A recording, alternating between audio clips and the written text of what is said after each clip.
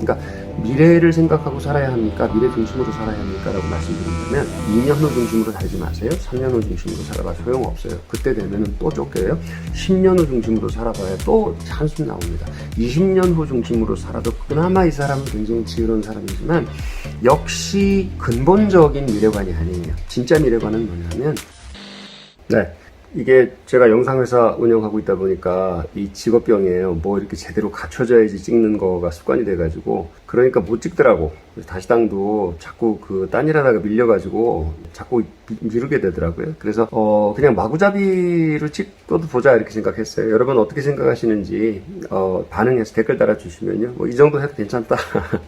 들을만하다 그러면 이렇게 하고요. 아니면 제대로 좀 찍어라 그러면 제대로 좀 찍어보겠습니다. 일단은 그냥 해볼게요. 질문들을 많이 해주셔가지고 질문에 대한 얘기를 질문즉답 형식으로 좀 이렇게 느끼는 대로 좀 풀어드리고자 합니다. 첫 번째 질문, 현재와 미래에 대한 생각. 우리는 왜 자주 나중이라는 말을 하는 걸까요? 현재와 나중 중 어떤 것을 더 가치를 둬야 할까요? 지금 이 순간을 행복하게 만드는 것은 무엇인가? 이제 질문이 그런 질문이시겠죠. 뭐냐면 미래도 컨셉 속에 있는 것이고 과거는 지나가는 것이라서 존재하는 것은 현재라고 그러는데 현재에 집중하는 게 맞을까요? 그렇게 하다 보면 또 케세라세라가 되지 않습니까? 미래를 준비해야 되는 거 아닙니까? 근데 또 미래를 준비하다 보면은 현재가 또 피폐해지지 않습니까? 그래서 이거 초점을 어디다 맞춰야 될지 모르겠습니다. 그런 질문으로 제가 이해를 해요. 왜냐면 저도 그런 고민을 가지고 평생 살아왔고 도대체 어디다가 초점을 맞추는 게 맞는 것인가.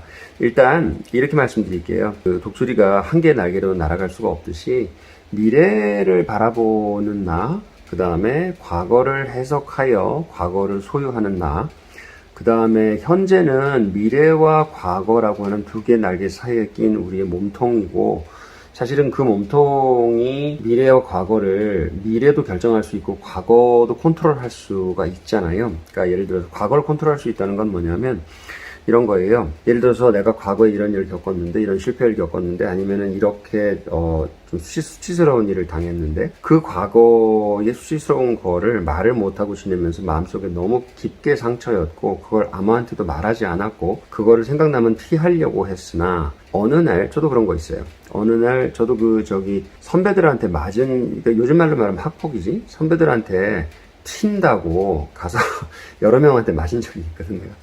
근데 그게 너무 쪽팔려서 너무 창피해갖고, 그러니까 뭐냐면 맞은 게 억울해서가 아니라 그러니까 남자 자존심에 내가 때림 때렸지 맞았다는 사실이 너무 수치스러워서 피해자인데도 수치스러워서 말 못하던 지점이 있었거든요. 저 같은 경우는 대학교 1학년 때 그걸 당했는데 그거를 입 밖에 공개적으로 꺼내는데 한 20년, 23년 정도가 걸려서 그걸 꺼냈어요. 그러니까 40대 중반 정도에 처음으로 그걸 끄집어냈거든요. 집사람도 모르는 거예요. 근데 이제 학교에서 대학원 상담 수업 하다가 그런 얘기들이 나와서 이제 교수님 훌륭한 분이라서 다들 그런 얘기 자기 고백을 하다가 저도 그게 나왔었거든요. 근데 그거를 꺼내면서 그들은 어떻게 생각했을 것이고 그들은 어떤 인생에 대해서 어떤 어프로치가 있었기 때문에 그랬을 것이고 나는 그것을 어떻게 받아들였고 이제 어떻게 해석해서 이런 것들이 세상에 있지 않도록 하기 위해서 어떤 노력을 기울이고 살아야겠다. 든지, 그러니까 나에 대한 이해, 상황에 대한 이해, 가해자들은 어떻게 인생을 살았길래 그랬는지에 대한, 그러니까 말하자면 소화가 되는 거죠. 이게 이제 사실은 우리의 마음속에 그렇게 내다버려야 될 쓰레기들이 많이 있는데 적어도 요즘 우리가 쓰레기 버리는 식으로 분리수거 하듯이 이건 이렇게 버리고 저건 저렇게 버리고 자 이건 재활용하세요 그리고 내다 놔가지고 딴 사람 쓸 수 있게 만들고 어떤 건 당근에 내다 팔고 그러니까 이런 처리 절차 있잖아요. 그런 처리 절차가 안 된 것들은 내 안에 쌓여 있는데 전부 다 소파 밑에 있고 장롱 속에 있고 손님들 오면은 사사삭 얘기하는 손님들 오면은 소파 밑으로 싹 이렇게 쓸어 넣는 거 있잖아요. 이것처럼 쓸어놓고 해서 악취가 나는데 아닌 것처럼 하고 살고 있거든요. 근데 그것들이 어느 날 계기를 만나서 좋은 사람 만나고 사랑받고 계기를 만나고 방법을 알게 돼가지고 처리가 되고 나면 그 과거도 바뀌어요. 그러니까 과거라는 게 사실 이 과거라는 건 뭐냐면 사실의 직적이 아니라 나에게 무슨 의미인가의 직적이거든요. 역사라는 게 뭐냐면, 그러니까 국가적으로 보면 역사라는 게 뭐냐면 현재의 그것이 의미하는 바에 대한 나의 자기서술이에요. 사적 자기서술이에요. 개인의 역사도요. 그때 누가 나한테 잘해줬다. 누가 날 사랑해 주셨다. 어떤 스승님이 정말 희생해서 나를 돌봐주셨다. 반대로 누가 날 괴롭혔다. 이런 것들이 사실에 입각한 사실의 누적이 아니라 그게 나에게 무엇인가라고 하는 해석의 누적이거든요. 그런 의미에서 사실 제대로 된 과거를 바라보는 거는 현재의 나를 바꿔요. 그리고 현재 내가 새로운 해석으로 과거를 완전히 바꿔버릴 수 있어요. 전 사실 사업 실패한 거나 병 걸린 거나 이런 거 쉽지는 않지만 괴롭지 않은 건 아니에요. 그런데 그거를 스스럼 없이 솔직하게 얘기를 하잖아요. 왜냐하면 그것들로부터 받을 수 있는 교훈을 제가 다 받았고 그거를 완전히 해석했고 그거를 나누려고 생각을 하기 때문에 전 괜찮아요. 그런 얘기 하는 것들은 전혀 부끄럽지 않거든요. 오히려 그걸 쓰레기로 가슴에 가지고 있는 거가 괴로운 거지. 그렇게 과거도 바뀌는 것이고 지금 현재를 사랑한다는 것은 또 무엇이냐면 미래를 대비하는 현재가 훨씬 아름답기는 해요. 배짱이처럼 살지 말고 개미처럼 살으라 그러는데 욜로 또 지금 살지 나중에 사냐, 지금밖에 인생은 아니다. 이런 이제 인생관이 이렇게 대립하는 것처럼 보이잖아요. 그러니까 질문 자체가 현재를 어떻게 살아간다는 건 사실 미래와 과거를 어떻게 받아들이고 해석하냐의 현재를 살아가는 방식이 결정되거든요. 어떤 과거관을 가지느냐, 예를 들어서 내가 실수한 것이 있고 수치를 당한 일이 있다면 그 실수하고 한 것과 수치당한 일 중에 세상의 환경이 그렇고 이 자연 환경이 그렇고 사회 환경이 그래서 어쩔 수 없는 것을 빼고 내가 할 수 있는 부분이 분명히 있거든요. 그 부분에 있어서 다시는 그런 일이 생기지 않게 하기 위해서 나는 무엇을 고쳐야 하는가를 드라이하고 합리적으로 보고 거기서 데이터를 뽑아서 매뉴얼을 만들어서 다시 그런 일을 당할 확률을 줄여 나간다면 이 사람은 과거를 굉장히 중시하지만 현재를 굉장히 잘 살고 있는 사람이죠. 그 다음에 이제 미래 얘기를 좀 할게요. 처음에 질문이 그거였으니까 미래를 대비하느라고 현재의 즐거움과 쾌락과 이런 것들을 다 포기해도 되는 것인가? 전 이렇게 말씀드리고 싶어요. 그냥 미래로 퉁쳤는데 미래는 세 가지 정도로 나눠볼 수 있어요. 바로 다음날 조금 이따 오는 거 근미래, 그 다음에 중미래가 있어요. 한 달 후, 1년 후, 이런 거 있잖아요. 3년 후, 이런 거. 10년까지 중미래라고 봅시다. 그 다음에 아주 원미래가 있어요. 이 원미래는 뭐냐면 이런 거예요. 내가 나이가 먹어서 결국은 나도 천수를 다 하고 죽음 앞에 서는 그때를 뜻해요. 반드시 우리 다 가지고 싶은, 나도 가고 여러분도 가고 다 갑니다. 그때를 뜻해요. 종교학에서 종교를 뭐라고 정의하냐면 여러 가지 정의가 있지만 이런 정의를 제가 대학교 때 이제 배운 적이 있는데 당장 오늘 저녁에 내가 죽는다고 생각했을 때 내가 삶을 대하는 방식, 그걸 종교라고 정의한다고 그래요. 그러니까 사실 그렇잖아요.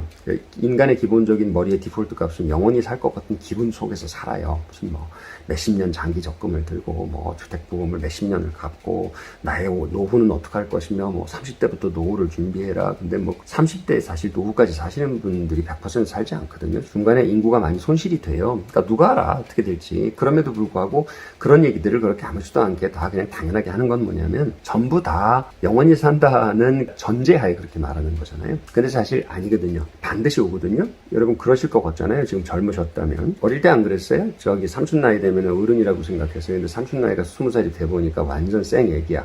그 다음에 그때는 40대 정도 되면 철 들어서 어른일 것 같다고 생각했잖아요. 근데 막상 그때 되면 아직도 철이 안 들었어요. 아직도 좌충우돌해요. 판단 안 돼요. 왜냐하면 40이 돼서 40을 사는 건 그날이 첫날이니까 전부 다 초보예요. 부모님들은 완전히 어른 된 거 같잖아요. 근데 내가 부모가 돼봐요. 초보예요. 아무것도 할 줄 몰라요. 매일 헤매는 거예요. 그러면 50은 안 그렇고 60은 안 그렇고 70은 안 그럴 것 같으세요. 그 나이가 되면 역시 초보거든요. 역시 초보라서 역시 패닉해요. 자기 상황에서는 이제 새로운 청구서가 계속 날라오는 거기 때문에 인생 청구서가 그럼 지금 어떡할 거냐? 그럼 나 모르겠어. 이렇게 되거든요. 그러면 죽을 때가 돼서 이러잖아요. 나이가 들어서 죽을 때가 되면 난 나 살 만큼 살았으니까 언제 죽어도 여한이 없고 이렇게 될 것 같잖아요. 그럴 것 같으세요? 그런 일이 벌어지면 그때는 다 이렇게 생각할 거예요. 뭐냐면 아직 준비 안 됐는데 잠깐만 잠깐 준비 안 됐는데 왜 그래서 준비 안 돼 있어요. 아무도 죽으면 준비 안 돼 있어요. 그럼에도 불구하고 자 여기서 이제 미래 얘기를 하는 거예요. 미래를 위해서 살아야 합니까? 라고 했을 때 미래 중심으로 살아야 합니까? 라고 했을 때 근미래, 자, 오늘 이렇게 과음하면은 내일 출근 못 하는데, 그러니까 미래를 생각해야 되네. 생각해야 되죠. 그다음 이런 식으로 돈 다 쓰고 살면은 지금 3년 후에 내가 이거 1,000만 원 다 못 모을 것 같은데 이렇게 살면 안 돼라고 생각하는 그 미래. 한 중미래 갑시다. 야, 이거 결혼했는데 이렇게 여행 댕기고 이러면 1년에 2번씩 해외여행 가고 이렇게 욜로로 살면 이거 10년, 20년 돼도 인서울에 집 하나 못 살 것 같은데 라고 생각해서 엄청 거기 집중하고 살잖아요. 근데 사실 문제가 뭐냐면 우리가 생각하는 미래가 2년 후, 3년 후, 5년 후, 10년 후 제일 정말 많이 미뤄가도 15년 후 정도밖에 우리가 못 본다는 게 비극이에요. 거기만 보고요. 그걸 위해서 현재를 희생해요. 근데 아까 과거관이 건전해야 현재가 잘 사라진다고 그랬잖아요. 근데 미래관이 가장 건전한 미래관은 뭐냐면 죽음 앞에 선 인간의 미래관이에요. 거기서 내 인생을 뒤돌아보는 거예요. 상상이 잘 안 되겠지만 그래도 사람이 그래도 짐승하고 다른 건요. 우리도 짐승이라고 하지만 생물에서는 그래도 짐승하고 다른 건요. 내가 나를 빠져나와서 내가 언젠간 죽을 것인데 라고 고민을 해보고 그 죽음 앞에서 내가 뒤돌아보면서 후회할 것은 무엇이 있을까? 라고 그걸 뒤돌아보는데 이거를 평생 한 번도 안 하는 분들도 있고요. 짐승처럼 사는 거예요. 왜냐하면 짐승들은 그거는 못해요. 내가 언젠간 죽을 것인데 나는 어떻게 살아야 되는가 라고 이렇게 고민하는 침팬지가 있으면 바로 주민증 내줘야 돼요. 진짜로. 그 인간이잖아요, 그거는. 그러니까 뭐 고릴라도 500개 언어까지 배워서 구사할 수 있다고 그러지. 돌고래는 고릴라보다 훨씬 통신을 잘한다고 그러지. 흰 돌고래 있잖아요, 벨루가 나 저기 수족관에서 이렇게 가서 가까이 가서 이렇게 벨루가하고 이렇게 소통하는 거 봤는데 이거는 뭐 강아지 5배 머리가 좋아요. 얼마나 사람 같은지 몰라요. 근데 그래도 걔들은 못하는 게 뭐냐면 죽음 앞에 서서 뒤돌아 봤을 때 지금 현재 하루하루 이 순간이 어떻게 흘러가야 되는지를 메타로 빠져나와서 상상해 볼 수 있는 능력이 있는 게 그래도 인간이거든요. 그러니까 미래를 생각하고 살아야 합니까? 미래 중심으로 살아야 합니까? 라고 말씀드린다면 2년 후 중심으로 살지 마세요. 3년 후 중심으로 살아봐 소용없어요. 그때 되면은 또 쫓겨요. 10년 후 중심으로 살아봐야 또 한숨 나옵니다. 20년 후 중심으로 살아도 그나마 이 사람은 굉장히 지혜로운 사람이지만 역시 근본적인 미래관이 아니에요. 진짜 미래관은 뭐냐면 몇 년 후가 아니라 죽음 앞에 선 인간 실존, 죽음 앞에 선 나는 무엇을 소중히 여길 것인가를 뒤돌아보는 능력인데 그게 이제 그걸 지혜라고 해요. 능력인데 그 능력을 평생 한 번도 발휘하지 않고 가는 사람들도 있고요. 진짜 어리석은 사람들이죠. 죽기 전에 한 번 반짝 정신이 드는 경우가 태반. 그 다음에 그거를 1년에 한 번은 제정신이 들어서 진짜 유의미한 현타, 정말 멋진 현타 이렇게 사는 게 맞는 걸까? 인생이 허무하다. 이렇게 살면 안 될 것 같다. 나도 도우면서 살아야 되겠다. 이런 거 있잖아요.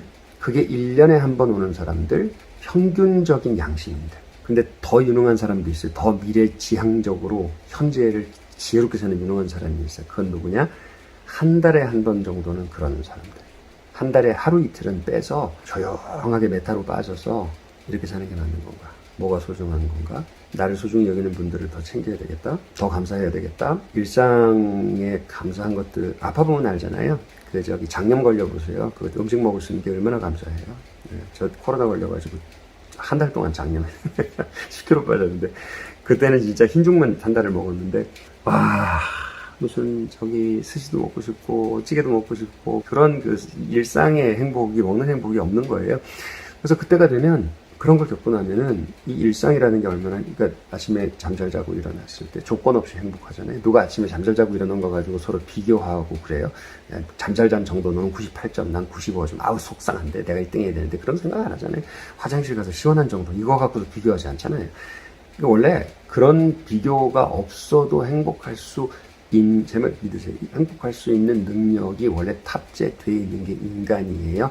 메타로 빠져나오기만 하면.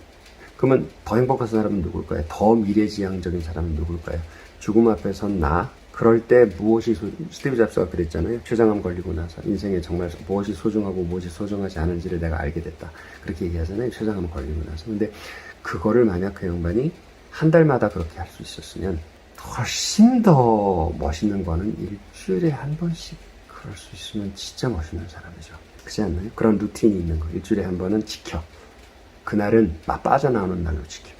이렇게 얘기하면 그러면 그거를 매일 하는 사람은요? 혹은 그거를 아침에 한 번, 점심에 한 번, 저녁에 하는 사람은 혹은 그거를 매 순간 메타로 빠질 수 있는 제정신, 그게 인간 제정신이거든요. 경쟁에 함몰돼가지고 막 쟤한테 지기 싫어가지고 미친 듯이 살다 보면은 세월 다 지나가 있잖아요. 그래서 아이고 헛살았네 이렇게 되는 거잖아요. 근데 그거를 매 순간 감사하면서 정말 차곡차곡 그 시간을, 그런 행복한 시간을 쌓아가는 현재를 사는 그런 사람이 있다면 그거를 이제 성자 혹은 현자라고 부르죠. 그래서 이걸 얼마나 자주 하실 것인가? 과거를 얼마나 냉정하게 제대로 바라볼 것인가? 누구 원망하고 한이 맺히고 이렇게 그래봐야 소용이 없어. 그거 뭐 나한테 무슨 소용이 있어요. 그게 내가 잘못한 거를 추려서 다시 그런 일 당하지 말아야지. 그다음 미래에 관해서는 그러니까 노력하시지 말라는 게 아니에요. 뭐 집 사지 말라는 게 아니고 그런 거 아닌 거 아시죠, 그죠? 네. 근데 미래의 관점으로 현재를 보는 식으로 미래 중시로 살아간다면 그 중에 제일 시체말로 아싸란 건 뭐냐면 제일 먼 미래에서 지금의 나를 쳐다보는 거예요. 오늘의 나를 쳐다보는 거예요.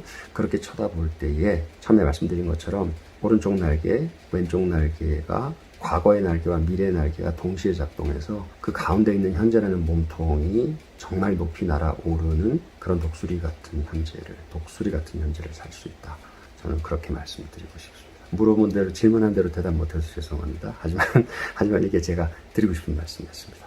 자, 이렇게 가볍게 집에서 찍어봤습니다. 괜찮으시면, 괜찮다고 말씀해 주시면, 이런 거는 하루에 한 번도 찍을 수 있으니까 계속해서 제가 노력을 해보도록 하겠습니다. 꼭 댓글 달아주세요.